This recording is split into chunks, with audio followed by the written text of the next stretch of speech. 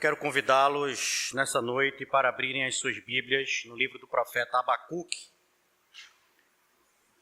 Livro do profeta Abacuque. Fica logo depois de Naum e antes de Sofonias.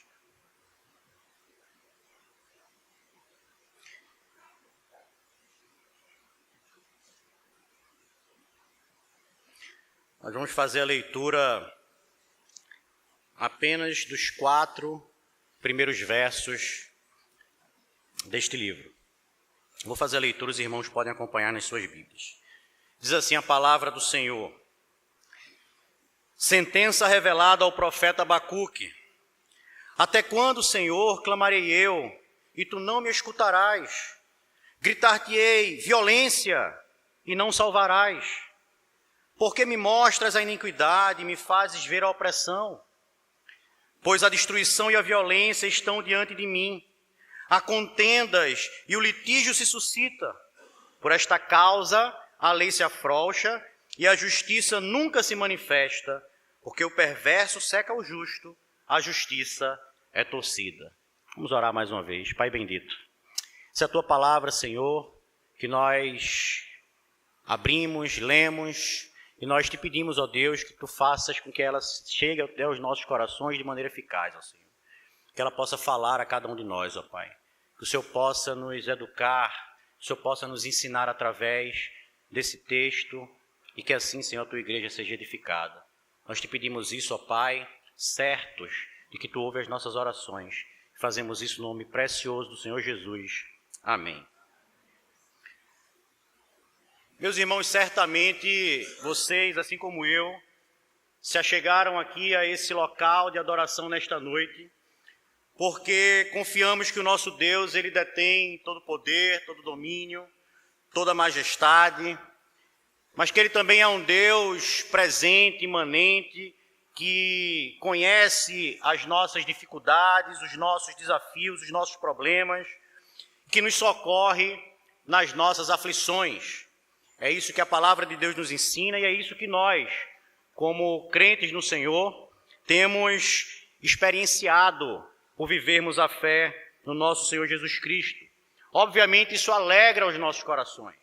E de maneira especial, os nossos corações eles são alegrados, eles são cheios de regozijo quando nós recebemos da parte do Senhor respostas para as nossas inquietações, respostas para as nossas orações.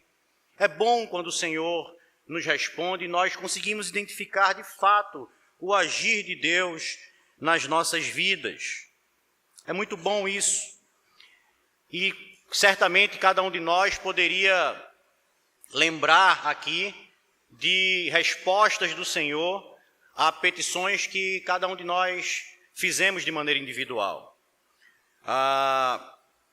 Uma me vem à mente de maneira especial aqui, porque foi um pedido geral da nossa igreja, um pedido público, e hoje eu pensava sobre o texto e me veio a lembrança dessa resposta da oração da igreja, resposta que veio do Senhor, que foi referente à Dona Ada, saúde da Dona Ada, mãe do pastor Antônio. E eu estava pensando por que me veio à memória a da Dona Ada especificamente.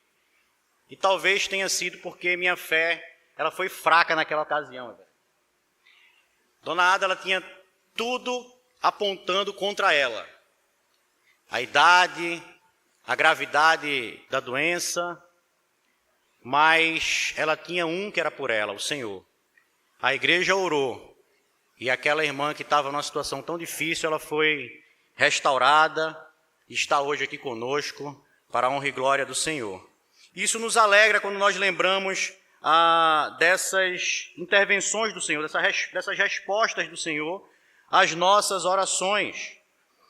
Como é bom quando Deus ele responde às nossas orações da maneira como nós pedimos. E foi esse o caso. Nós pedimos a restauração de uma pessoa amada e o Senhor atendeu. É tão bom quando Ele nos dá também aquela vitória diante de um desafio ou de um problema que nós enfrentávamos. Diante da nossa oração, o Senhor vai lá e resolve aquele problema da maneira que nós esperávamos.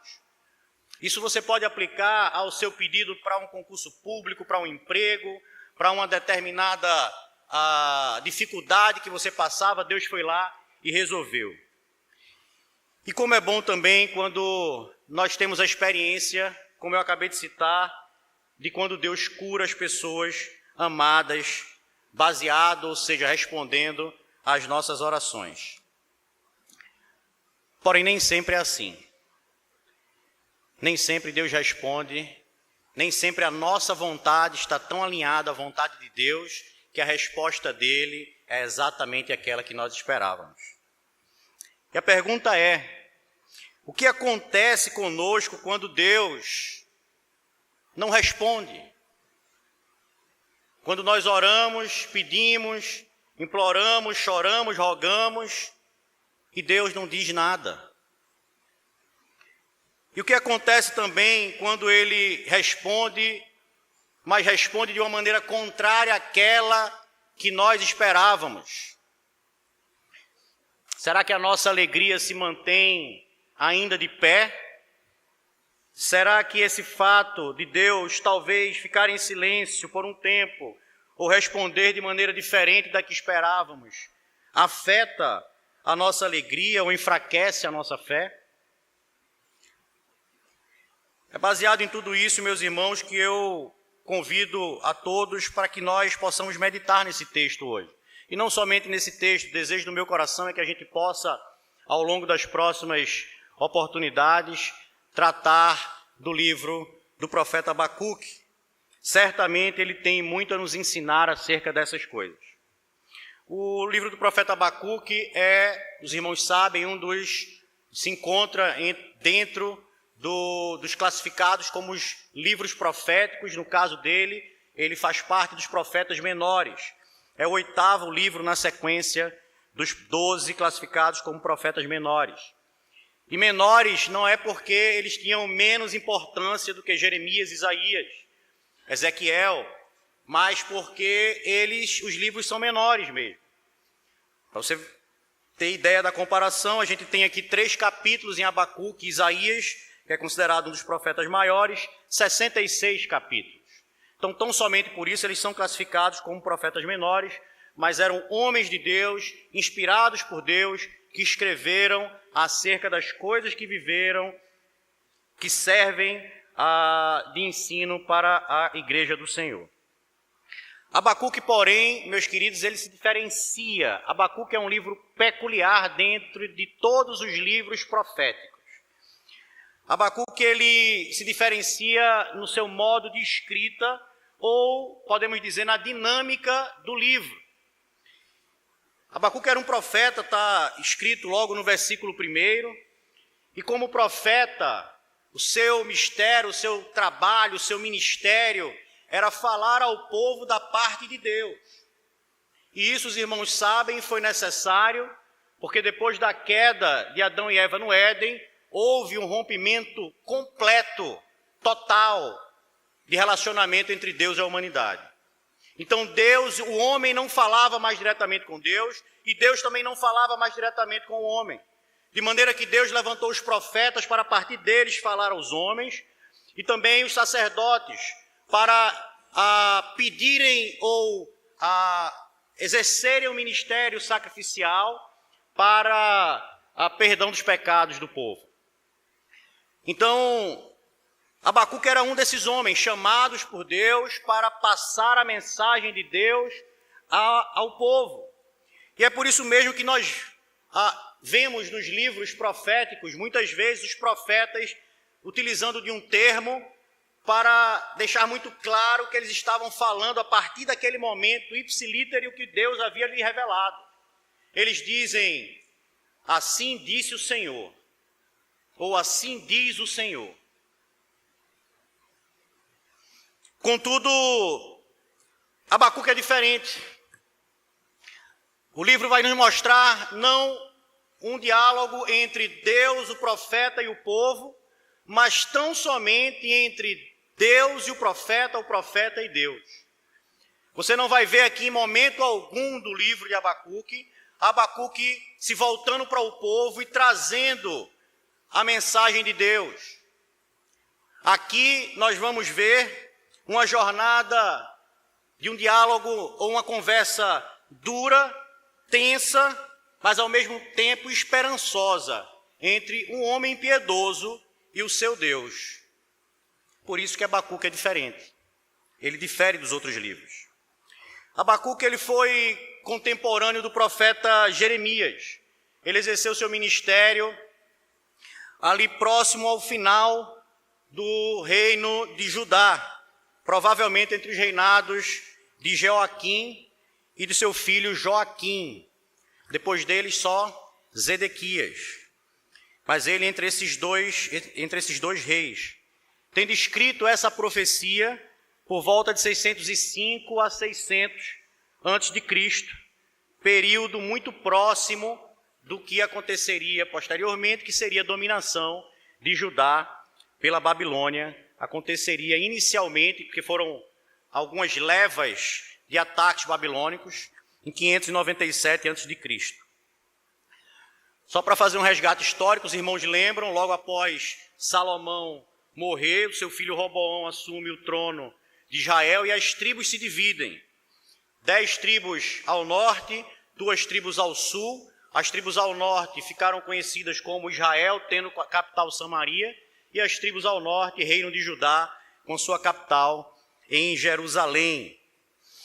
Todos os reis que governaram em Israel após a divisão dos reinos foram reis ímpios, que governaram a revelia da vontade de Deus. Você vai ver por muitas vezes nos livros de Reis e Crônicas falando sobre esses reis, dizendo fizeram o que era mal diante do Senhor e não andaram segundo andou Davi. Até porque não eram da descendência de Davi. Contudo, em Judá, só voltando a Israel, e por isso mesmo, eles sofreram a justiça de Deus, a disciplina de Deus, e foram invadidos pelos assírios. Foram tomados pelo exército assírio, na época o exército mais potente que existia no mundo.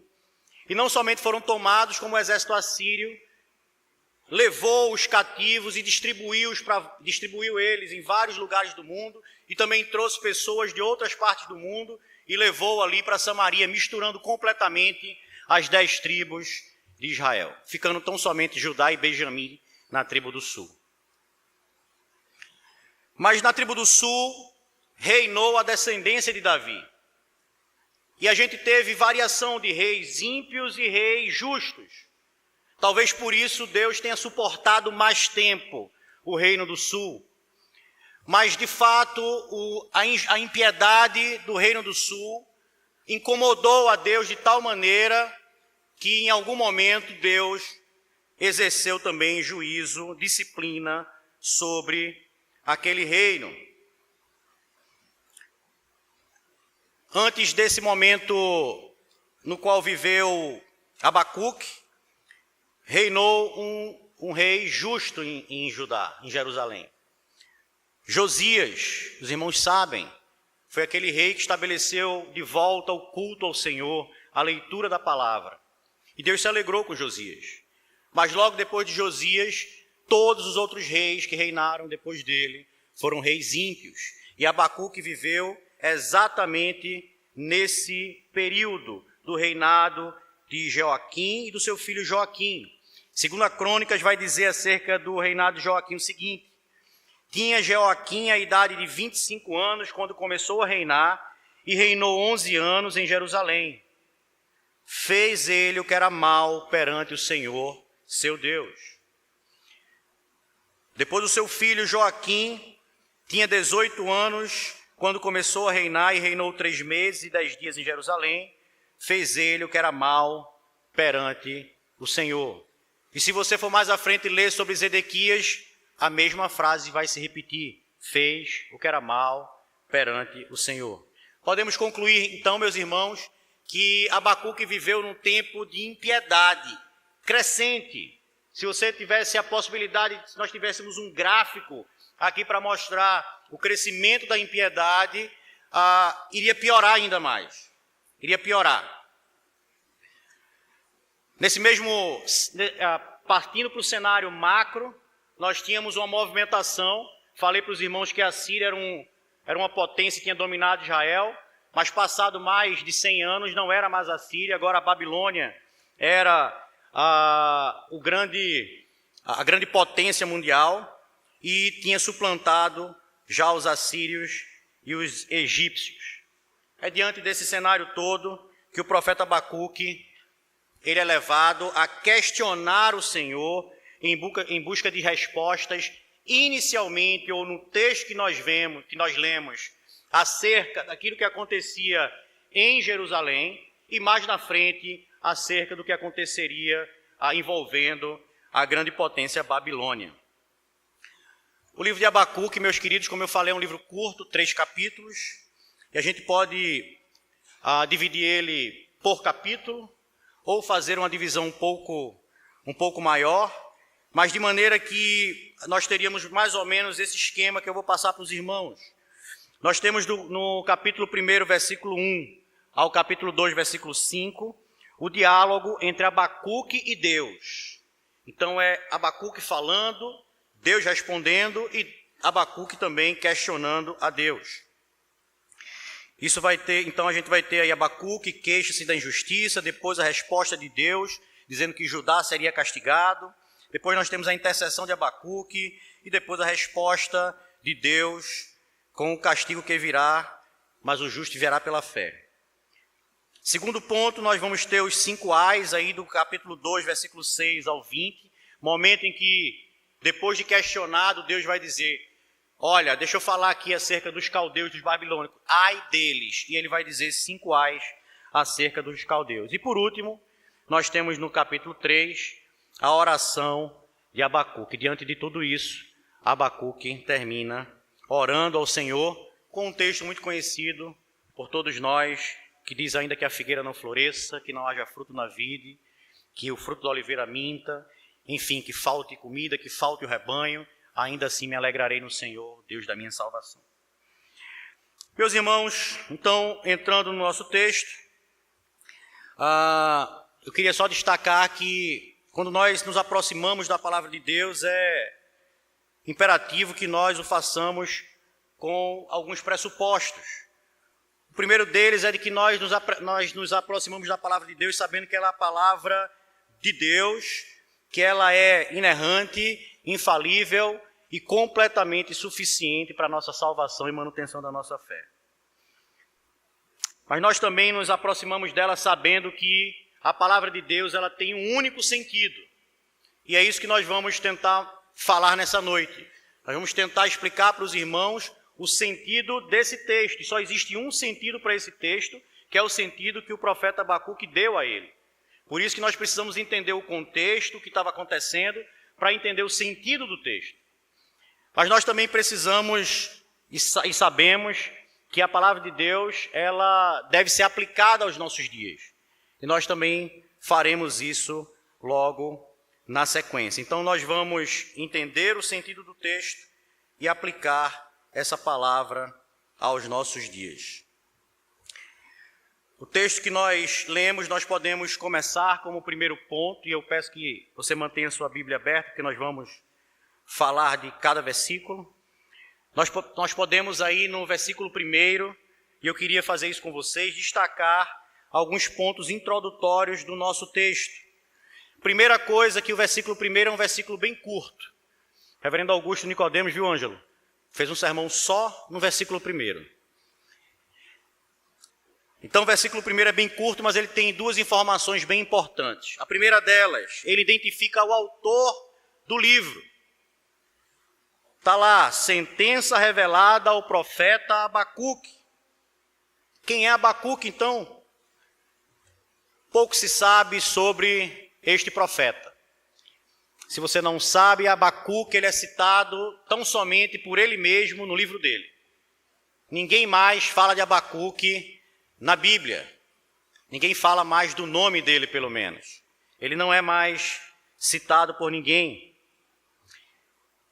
David W. Baker, autor de um comentário muito lido da série Cultura Bíblica, ele vai dizer o seguinte, que essa designação do nome dele na sentença inicial, ela era rara nos cabeçalhos. E isso poderia indicar que Abacuque era um profeta profissional, alguém que ganhava vida servindo como profeta no templo e na corte. Alguns dizem que Abacuque era um levita, que ele era um profeta que servia como levita ali no templo. Abacuque, como eu falei, ele não é... isso aqui é tudo que a gente consegue extrair acerca de Abacuque. Que ele foi um profeta, escreveu esse livro, que muito provavelmente ele era um profeta profissional, um levita que servia no templo. Mas os escritos de Abacuque, ou a teologia de Abacuque, ela andou e impactou o mundo muito mais do que o seu próprio nome.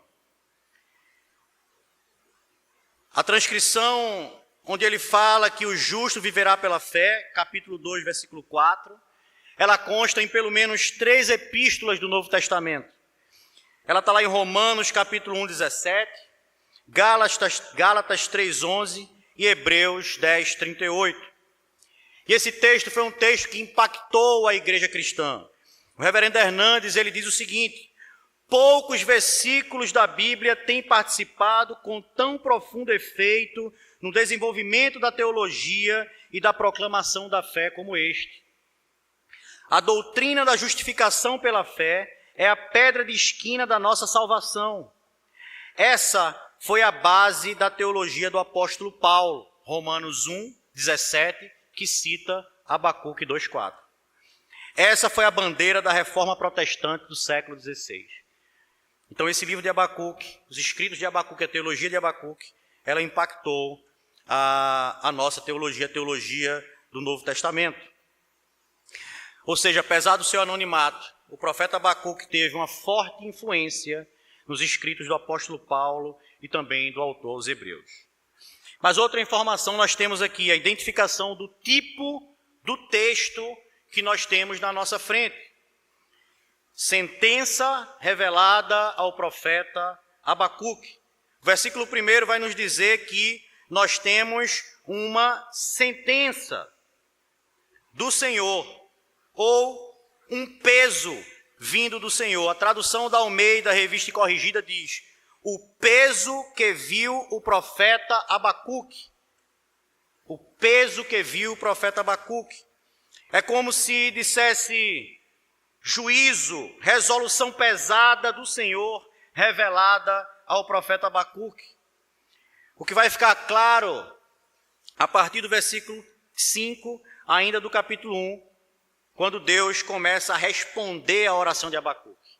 Ou seja, essa sentença ela vai ficar muito clara quando Deus começa a responder o profeta Abacuque. Essa sentença ela também nos dá a ideia de um tribunal, onde vai acontecer um diálogo para se chegar a uma sentença. Mas entrando aí no versículo 2, nós lemos a fala direta do profeta, quando ele diz: até quando, Senhor, clamarei eu, e tu não me escutarás? Gritar-te-ei violência, e não salvarás. Nós podemos dizer que essa é a primeira das 2 crises do profeta que aparecem nesse texto. 2 crises, esta é a primeira. E essa primeira crise ou dilema do profeta, ela acontece pela falta de ação ou de resposta de Deus às suas orações. Até quando, Senhor, clamarei eu, e tu não me escutarás? Gritar-te-ei violência, e não salvarás. O início do livro do profeta Abacuque aqui é uma queixa do profeta. É isso mesmo que ele está fazendo, ele está se queixando com Deus. Ele está chamando Deus para um diálogo. Ele está dizendo: Senhor, há dias, há tempos que eu tenho clamado ao Senhor. Eu tenho me derramado diante do Senhor. E o Senhor não tem me escutado. O senhor não escuta o que eu estou falando? A insistência de Abacuque foi tanta. Ele orou, possivelmente com tanta frequência e intensidade, sem ver resultado ou sem ouvir uma resposta do Senhor, como aquelas que nós gostamos de ouvir, que ele questionou a Deus: Senhor, teus ouvidos estão tampados? Tu não está escutando o que eu estou falando? E aí ele evolui, porque ele estava clamando e Deus não estava escutando. Agora ele vai dizer: gritar-te-ei violência e tu não salvarás, Senhor. Não basta não escutar o meu clamor, mas diante do meu grito, ou do meu alerta, da minha denúncia de violência entre o povo, o Senhor não vai salvar? É isso mesmo, Senhor? É isso mesmo? Abacuque, de fato, chamou Deus para uma conversa íntima. Questionou a Deus. Meus irmãos, clamar a Deus e não obter resposta levou aquele profeta a uma crise. De maneira que ele interrogou a Deus, gritou, clamou por salvação e perguntou uma pergunta que Deus fez muitas vezes a Israel: até quando? Ele estava repetindo as palavras do Senhor. Até quando o Senhor vai ficar inerte? Até quando? Eu não sei se você já teve essa experiência de orar incessantemente, com afinco, chorar diante do Senhor, clamar ao Senhor e não ouvir nada. E não ouvir. E o Senhor simplesmente não responder. E aí eu pergunto, se isso aconteceu com você, qual foi a consequência disso? Você desistiu? Você parou de orar? Você simplesmente disse: Deus não está me escutando e eu vou deixar isso para lá? Abacuque fez, meus irmãos, e eu digo isso porque muitas vezes, ou talvez a gente diante disso possa inicialmente se chocar a forma como Abacuque se coloca diante de Deus, questionando ao Senhor. Mas Abacuque fez o que homens e mulheres de fé costumam fazer: permanecem na presença do Senhor, mesmo que o Senhor esteja em silêncio. Esses irmãos, eles choram, eles clamam, eles chegam até a gritar. Eles lutam muitas vezes como fez Jacó, quando queria a bênção do Senhor. Mas eles não abandonam a fé nem a crença de que Deus responde às orações. Eles ficam aos pés daquele que pode todas as coisas, de maneira que uma hora a resposta vem, porque Deus responde às nossas orações. Abacuque, então, ele buscou ao Senhor, ele interpelou ao Senhor, ele orou incessantemente várias vezes, e agora, como foi dito, ele perguntava por que tanto tempo se passou, tanta energia se gastou, e por que Deus ainda não tinha agido na vida daquele povo. E lembrem o que nós falamos: Abacuque estava vivendo num tempo de impiedade do povo. O povo estava sendo governado por reis ímpios, de tal sorte que quando chega lá no rei Zedequias, o Senhor não aguenta mais. E a invasão vem dos caldeus, dos babilônicos. Mas Abacuque, ele vai explicar aqui o motivo do clamor dele, do grito de violência e dessa interpelação que ele faz a Deus pela resposta.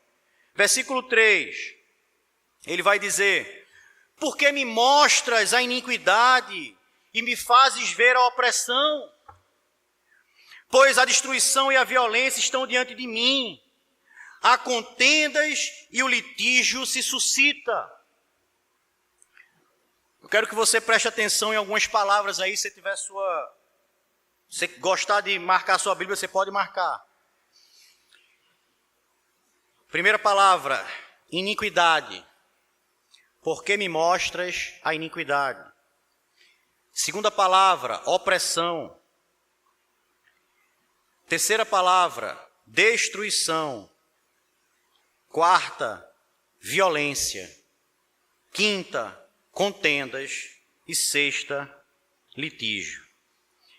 Perceba que a denúncia de Abacuque aqui é de uma progressão de impiedade, assim dizendo, porque tudo isso começa com impiedade.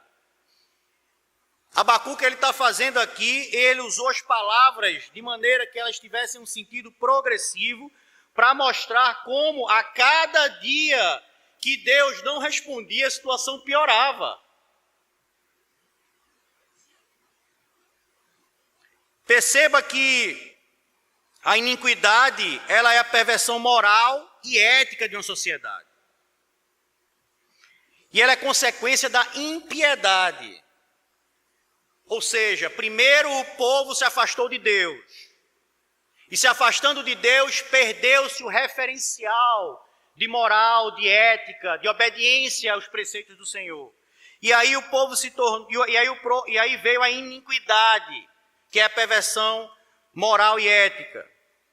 Depois ela evolui para a opressão, pois uma vez quebrados os valores morais e éticos de uma sociedade, a opressão ela não tem mais o mesmo peso, porque os valores, eles não acusam essa opressão. A vara de medida não existe mais tão bem definida. Depois disso, ele vai falar sobre a destruição, ou seja, o agravamento da opressão chega até o ponto de destruição da estrutura social e, finalmente, o uso indiscriminado da violência. E a violência de maneira total. Isso, obviamente, levaria a contendas e litígios no âmbito do Estado através do sistema judicial. Abacuque está dizendo, Senhor, o Senhor não me responde, e por que o Senhor me faz ver essas coisas? O Senhor me faz ver, eu levo a minha voz ao Senhor, e o Senhor não responde às minhas orações. O que abalava o coração do profeta, meus irmãos, era assistir a depravação do seu povo, a imoralidade reinando no meio do povo escolhido por Deus, a idolatria, a impiedade do povo. Povo esse escolhido, separado pelo Senhor, e ele assistia aquilo tudo, e ele rogava a Deus por uma intervenção. Abacuque não suportava, na verdade, o fedor dos incensos que eram acesos para adorar os outros deuses. Abacuque não suportava a visão terrível de uma sociedade depravada, sendo humilhada pelo pecado, porque o pecado ele humilha. O pecado ele leva à humilhação. Abacuque não suportava aquilo. Abacuque, meus irmãos, ele não se conformou com o seu tempo. Ele não tomou a forma da sua cultura. Ele não foi levado juntamente com os demais. Porque muitos que agora estavam na impiedade, talvez no tempo de Josias, estavam servindo a Deus. Mas como a cultura mudou, essas pessoas caminharam para a impiedade. Abacuque não. Ele não se conformou com o seu tempo, com a sua cultura. Antes, ele se colocou como profeta do Senhor, abriu a sua boca, acusou a impiedade, denunciou o povo diante de Deus e pediu a intervenção do Senhor. Isso tudo porque o profeta confiava nas palavras de Deus. Ele confiava nas promessas do Senhor, que dizia que o Senhor jamais abandonaria o seu povo. Abacuque, ele não abandonou o povo, ele não desistiu do povo. Ele também não desistiu de clamar ao Senhor, porque aquele homem confiava na palavra de Deus. E a palavra de Deus diz que ele jamais abandonará o seu povo. Deuteronômio 6, 31, 6. Deuteronômio 31, 6. Vai dizer o seguinte, Deus falando a Josué por ocasião do momento que precedia a entrada a Canaã. Ele vai dizer ao povo, na verdade, sede fortes e corajosos, não temais, nem vos atemorizeis diante deles, porque o Senhor, em maiúsculo, Yahvé, o Deus da aliança, vosso Deus é quem vai convosco, não vos deixará, nem vos desamparará. Esse é o Deus, esse é o nosso Deus, é o Deus que Abacuque confiava. Por isso mesmo, ele sabia que Deus não abandonaria o povo e ele clamava ao Senhor. Irmãos, o nosso Deus, ele não é um Deus covarde. Ele não é um Deus que nos deixa sozinho no campo de batalha. Apesar de acontecerem situações onde ele não responde às nossas orações no tempo que nós queremos, o Senhor, o guarda de Israel, não dorme nem dormita. O Senhor não para de trabalhar em prol do bem daqueles a quem Ele ama. O nosso Deus, Ele não nos abandona. Ele está conosco, apesar da situação de pecaminosidade que possamos nos encontrar. Ele não nos abandona, Ele é o bom pastor que vai atrás da ovelha perdida. Por isso mesmo, meu querido, assim como Abacuque, nós devemos clamar ao Senhor diante da impiedade desse tempo, porque no tempo certo Ele nos responderá. Perceba um ponto importante aqui comigo, um ponto importante aqui, que nos leva à reflexão. Abacuque, como nós falamos, ele estava diante de uma sociedade corrompida, e aquilo afetava Abacuque tremendamente. E eu pergunto aos irmãos, é uma pergunta que eu me fiz, faço agora aos irmãos. Será que eu e você estamos diante de uma sociedade diferente dessa? Será que na nossa sociedade nós vemos iniquidade, opressão, destruição, violência, contendas, litígio, a justiça sendo torcida, a injustiça prevalecendo? Será que nós temos visto isso? Será que nós temos visto a idolatria crescendo com as pessoas adorando a si mesmas ou adorando a um Deus que elas estão criando em igrejas fictícias? Nós temos visto tudo isso. O reverendo Hernandes diz que essa mensagem de Abacuque, ela é tremendamente atual, ela poderia ser escrita hoje e refletir o que nós vivemos. A pergunta é, nós temos nos incomodado com isso, como Abacuque se incomodou no seu tempo? Isso tem nos escandalizado? Nós temos buscado ao Senhor e clamado ao Senhor incessantemente para que Deus cure a nossa nação, o nosso povo, a nossa casa? Nós temos gritado ao Senhor, Senhor, venha ao nosso socorro, porque a violência está tomando conta. Nós temos nos incomodado como o profeta Abacuque se incomodou. E por que isso é importante? Porque assim como Deus agiu no coração de Abacuque, regenerando ele e dando a capacidade de ver essas coisas, Ele também fez isso comigo e com você. Abacuque pergunta, por que, Senhor? Por que me mostras a iniquidade? A resposta é porque o seu coração foi regenerado, Abacuque. E você não mais se conforma com a iniquidade. Você não consegue viver no meio da iniquidade. Mas ela é algo horrendo diante dos seus olhos, porque o Espírito Santo do Senhor habita em você, em mim e em você também, meu irmão. E aí a pergunta é, esse Espírito Santo que habita em nós tem nos levado a esse inconformismo com o pecado? E nós precisamos pensar nisso. Nós somos inconformados com o pecado? Ou nós temos nos conformado de alguma maneira com ele? Meus irmãos, não existe alguém que foi eleito pelo Senhor, regenerado pelo Senhor, justificado pelo sangue caro de Cristo na cruz do Calvário, que se alegre numa vida de pecado.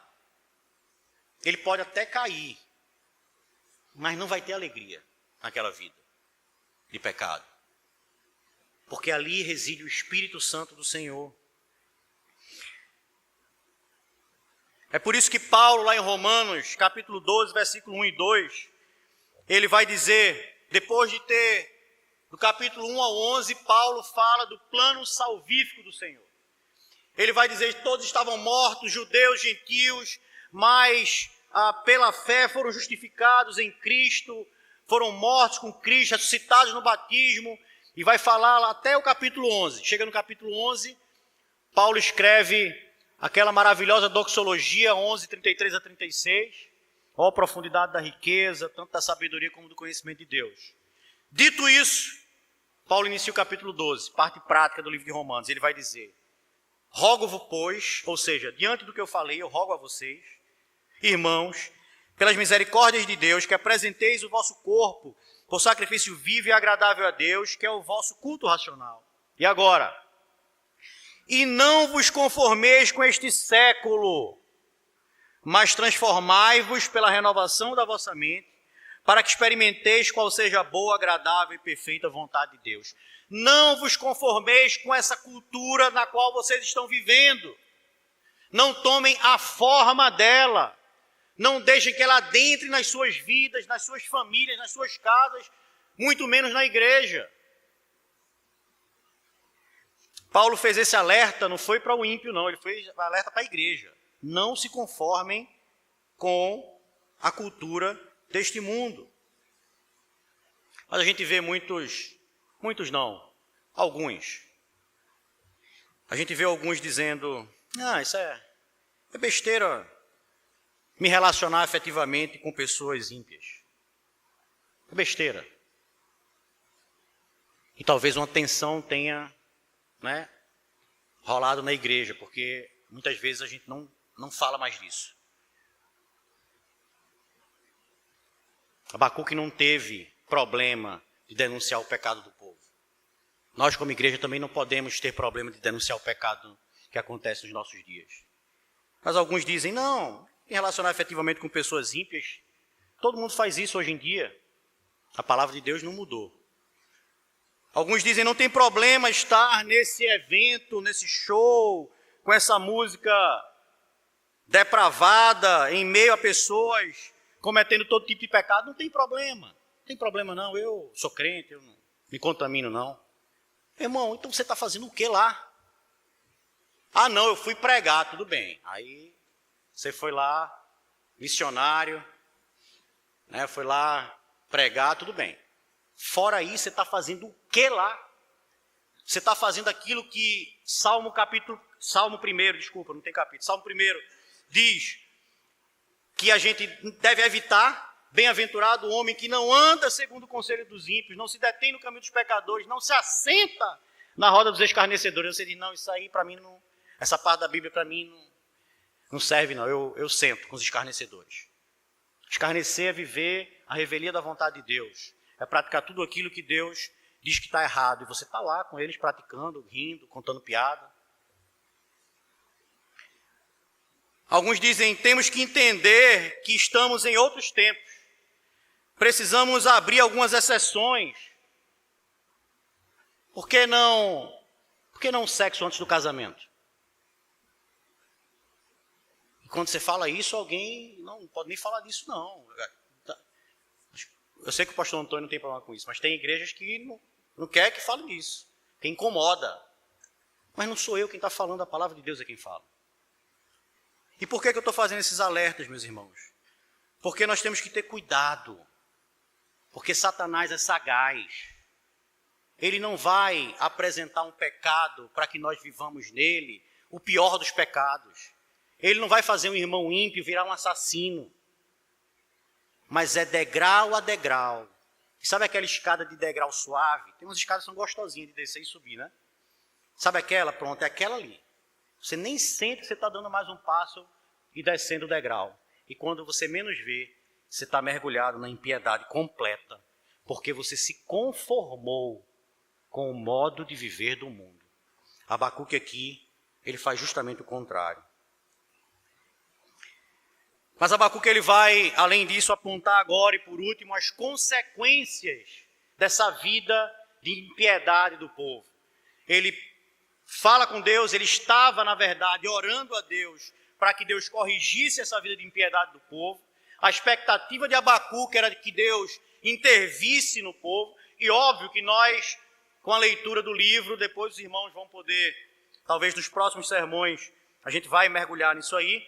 Mas a gente imagina pela história dos reis, e Abacuque obviamente conhecia ela, que Abacuque poderia imaginar, Senhor, manda um rei piedoso. Porque quando Deus mandava um rei piedoso, a situação se resolvia. Talvez fosse isso que Abacuque queria. Mas nós vamos ver que não é isso que Deus vai responder mais à frente. Não hoje, mas no próximo sermão. Mas ele vai dizer quais são as consequências dessa vida de impiedade do povo. Versículo 4. Por esta causa, ou seja, por essa vida de impiedade, de iniquidade, de violência, de destruição, por esta causa, e porque Deus também não respondia, a lei se afrouxa e a justiça nunca se manifesta, porque o perverso cerca o justo e a justiça é torcida.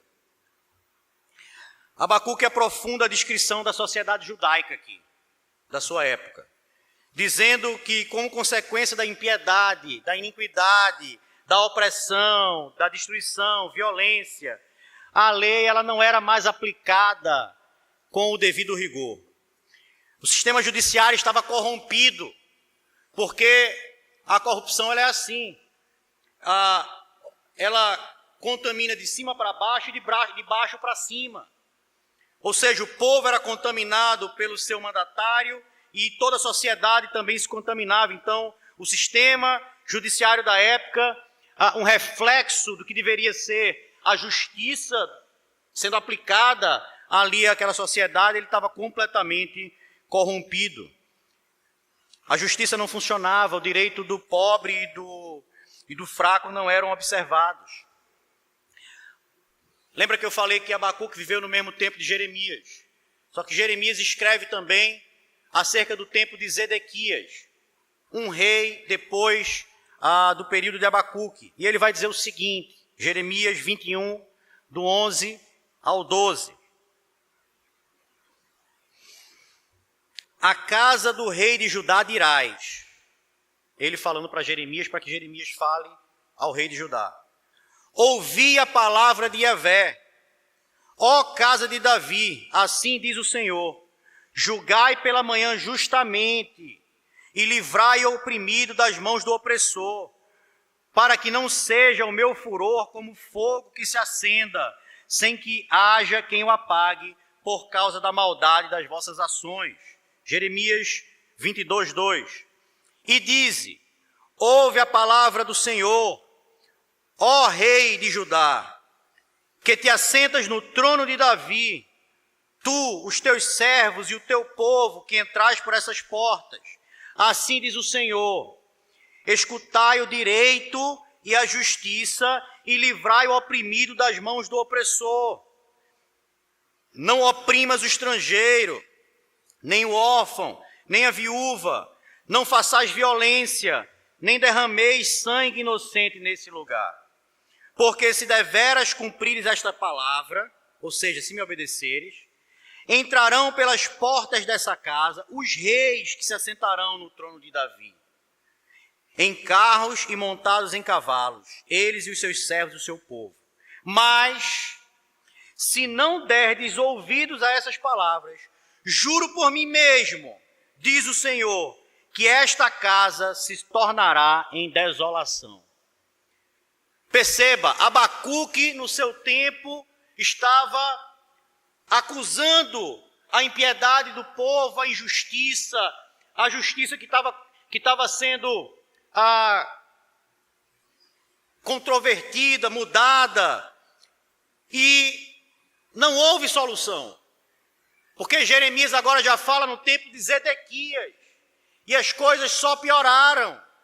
Por isso que Deus está alertando Zedequias agora, dizendo: ó rei de Judá, julgue justamente, não oprima o pobre, ao órfão. Meus irmãos, quando um povo se afasta de Deus, o caminho é de desgraça.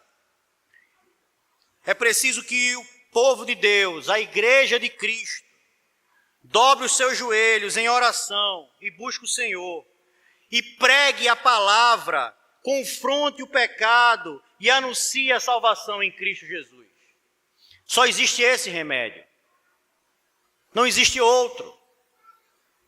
A igreja ela foi chamada para avançar às portas do inferno, para se opor à maldade, anunciando o evangelho salvífico de Cristo. Nós temos a solução para os males desse mundo, meus queridos. Basta que nós não nos furtemos de avançar contra as portas do inferno, porque a palavra de Deus diz: nós já vencemos, ele não prevalecerá contra nós. Nós precisamos ser inconformados com o pecado. Nós precisamos combatê-lo, pregando a palavra do Evangelho de Cristo, que diz que há salvação para o pecador, há conserto para o pecador e para o mundo caído. E esse conserto tem um nome: o Senhor e Salvador Jesus Cristo, aquele que morreu, que ressuscitou e que voltará para nos buscar. 3 aplicações para a gente encerrar, meus queridos. A primeira delas, nós precisamos entender que a oração é uma das armas mais poderosas que o crente tem. A oração é uma das armas mais poderosas que o crente tem. E talvez nós saibamos disso. E talvez nós saibamos que a palavra de Deus diz que a oração do justo pode muito em seus efeitos. A questão é se nós estamos exercitando isso. Abacuque nos mostra algumas verdades sobre o poder da oração. Primeira delas, meus irmãos, vale a pena insistir em oração com Deus. Não desista daquilo que você está colocando diante de Deus, desde que o seu pedido esteja alinhado com a vontade revelada de Deus. Vou dar um exemplo. Não adianta a jovem, por exemplo, orar ao Senhor pedindo que Deus dê a ela aquele menino ímpio para ela namorar. Isso é contrário à vontade revelada de Deus. Isso é contrário à vontade revelada de Deus. Não adianta você que é membro da igreja, crente no Senhor Jesus Cristo, pedir, por exemplo, me veio aqui para tocar, aqueles que tocam, para tocar numa banda do mundo. E pedir isso a Deus, isso é contrário à vontade de Deus. Mas se você pede algo que está alinhado com a vontade revelada de Deus, assim como Abacuque fez, Abacuque estava pedindo que o povo fosse santo como Deus é santo. Era um pedido justo, era um pedido que caminhava junto com a vontade de Deus. Se você faz isso, se você pede algo que é justo, que corrobora para a honra e glória do Senhor, insista com o Senhor. A palavra de Deus nos mostra que vale a pena insistir. Outra coisa que Abacuque nos ensina é que nós podemos lutar com Deus em oração, desde que as nossas petições, repito, estejam alinhadas com a vontade de Deus. Lutar no sentido de não só insistir, mas de nos gastar de fato, orando ao Senhor, buscando a presença de Deus. Outros homens fizeram isso. Paulo, nos seus escritos, por muitas vezes, ele cita que ele orava incessantemente. Muitas vezes ele orava. Nós temos uma série de outros homens piedosos que nós poderíamos citar. David Brainerd, por exemplo, quem já viu o diário de David Brainerd, ele saía para orar horas a fio. Orava o dia inteiro que nem comer comia. E aí a gente não consegue fazer o que o pregador da manhã, o reverendo Roberto, falou. 15 minutos. Só 15 de oração. Vale a pena insistir, nós podemos lutar com Deus. Meus irmãos, é lícito orar pela cura de um ente querido. Às vezes a gente pensa, não, ore pela cura do ente querido. Então somente saiba que é melhor que a vontade de Deus seja feita. É lícito pedir com afinco e frequência que o Senhor nos dê uma vitória na determinada área da vida. É muito lícito pedir a Deus pela conversão daqueles que nós amamos e que ainda não foram convertidos, porque nós não sabemos quem são os eleitos. Nós sabemos quem são os eleitos depois que eles se convertem. Antes nós não sabemos. Então é muito lícito que nós nos gastemos, choremos diante do Senhor, lutemos com o Senhor, pedindo que aquele a quem nós amamos sejam alcançados pelo poder regenerador do Senhor. Abacuque, ele não sabia como Deus iria resolver o problema. Mas ele pediu ao Senhor. Ele se debruçou diante do Senhor. Segunda aplicação, não devemos abrir brecha para o pecado. A nossa natureza restaurada, ela nos capacita a identificar o pecado. É diferente do ímpio. É diferente do ímpio. O ímpio, ele vive no pecado e ele não tem a capacidade de discernimento que nos foi dado pela iluminação do Espírito Santo. É óbvio, Paulo fala lá em Romanos, não há um sequer que vai ser indesculpável diante de Deus, porque todos sabiam que havia um Deus. Mas a nós foi dado esse discernimento. Nós precisamos nos afastar do pecado. O inimigo das nossas almas, ele prepara a cada dia ciladas para nos afastar do Senhor. Nós não podemos nos acomodar com uma vida de pecado, meu querido, minha querida. Nós não podemos abrir essa brecha, porque a palavra de Deus vai nos dizer que um abismo chama outro abismo.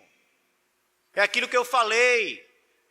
Satanás não vai oferecer a você a oportunidade de você sair da igreja direto para a prostituição. Mas talvez ele apresente a você uma pessoa boa, agradável. E talvez você se relacione com essa pessoa fora do casamento. E isso é prostituição. Se nós nos acostumarmos com essas coisas, meus queridos, o pecado vai entrar na igreja. E aí não haverá mais quem possa lutar pelo Evangelho. E por último, confie que o Senhor tem a melhor das respostas. Em Romanos 12, que nós lemos, ele vai dizer que a vontade de Deus é boa, perfeita e agradável. Nós podemos e devemos colocar diante de Deus as nossas petições, buscando sempre a sua glória e, acima de tudo, confiando na sua vontade. E aí eu quero lembrar as perguntas que nós fizemos no início. O que aconteceria se Deus ficasse calado diante das nossas orações? E quando Ele responde da forma que nós não esperamos, a nossa alegria vai embora, a nossa fé se enfraquece. É claro que nós sabemos que não é fácil enfrentar os problemas da vida, as dificuldades que nós temos como seres humanos, como crentes que somos. Os abismos que a vida nos impõe. Porém, meus queridos, quando confiamos no Senhor, há descanso e refrigério. Pois ninguém pode fazer mais do que Ele, melhor do que Ele.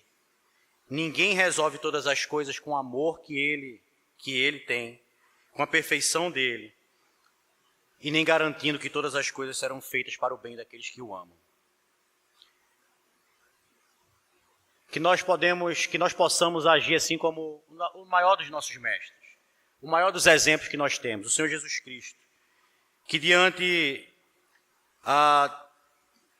dos piores dos desafios, da mais aterradora humilhação, que nem eu nem você jamais saberemos o peso dela.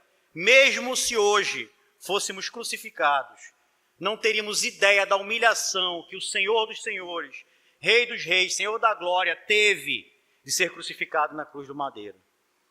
Momentos antes, ele orou ao Senhor.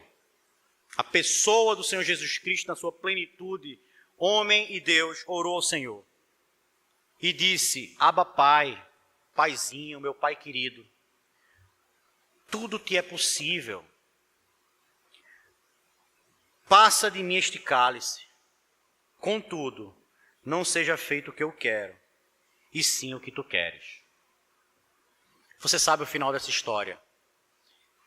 Ela teve o seu ápice na vitória de Cristo. Ele fez o que Deus queria. A vontade de Deus foi feita. Ele foi morto na cruz, venceu a morte, ressuscitou. E nós todos aqui cantamos hoje: Maranata, ora vem, Senhor Jesus. Aguardamos a volta do nosso Redentor em glória. Tudo isso porque a vontade de Deus é boa, perfeita e agradável. Que possamos confiar no Senhor.